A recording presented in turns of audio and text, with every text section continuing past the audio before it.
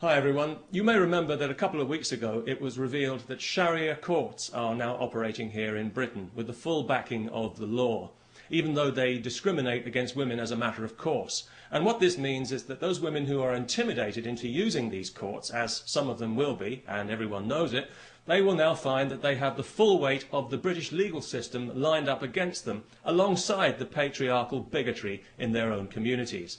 Those women who are cheated out of their just entitlement in these places, as some already have been, will find that they have no recourse to the real law to put things right. In other words, we are now accommodating Saudi Arabian legal principles here in Britain, just as we accommodate their corrupt business practices and their threats against our national security when we try to investigate them. If you live in Britain and if you think these courts are a bad idea, please sign the petition to which I have linked, asking that they be abolished and that this poison be removed from our society and that we revert to the rule of civilised law with equal rights for all, if that's not too much trouble. You know, over the last 11 years of this Labour government that we've had in Britain, the British people have seen their society subjected to social engineering on a massive scale by a misguided and arrogant liberal elite who, in their eagerness to fragment the fabric of our society, have actually succeeded in giving civilised values a bad name. Tolerance and diversity are good things on paper. I'm sure we'd all vote for tolerance and diversity, but in practice they've become a nightmare of doublethink and lies, where the most unreasonable people in society are encouraged at every turn to be even more unreasonable.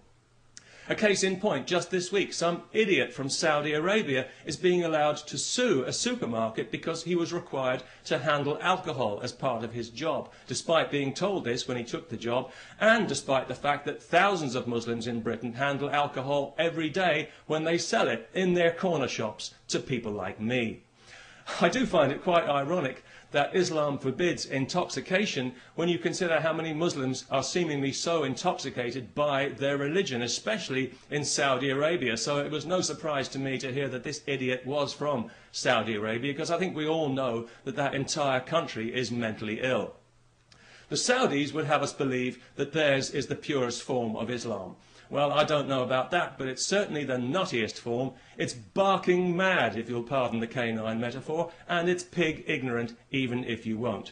It's got to be just about the nastiest belief system on this faith-obsessed planet, and it's a cowardly one as well, enforced by cowardly men who are afraid of women and whose only language is ultimately violence. They're absolutely pathetic, and history is already laughing at them. If the term human rights means anything in this world, then one day the Saudis will pay out as much in compensation for their abuse of women as the Catholic Church has for its abuse of children. And I'll certainly drink to that. Because I was out earlier today, coincidentally, buying some beer, not because I enjoy beer particularly, but because I know it offends Islam. Although it didn't seem to bother the Muslim shopkeeper I bought it from, maybe he was just being polite. Anyway, as I was leaving the shop with my beer, two women happened to walk past wearing burqas.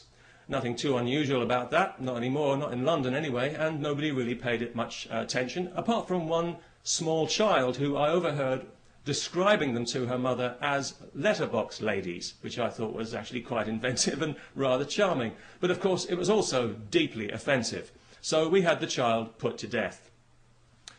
No, not really. But it was lucky that neither of the women actually heard the offensive and insulting remark, because obviously each of them had her head encased in a cloth sack. So that was good, because it meant that the police didn't have to be called, no human rights people needed to get involved, and nobody required any financial compensation for hurt feelings, which I thought made a very pleasant change indeed. And of course, as a result, we didn't have to listen to any propaganda sound bites from some Islamist Saudi shill at the Muslim Council of Britain. So all in all, it worked out for the best. And it just goes to show that these things don't always have to end in tears. Peace, especially to everyone who remembers to sign the petition.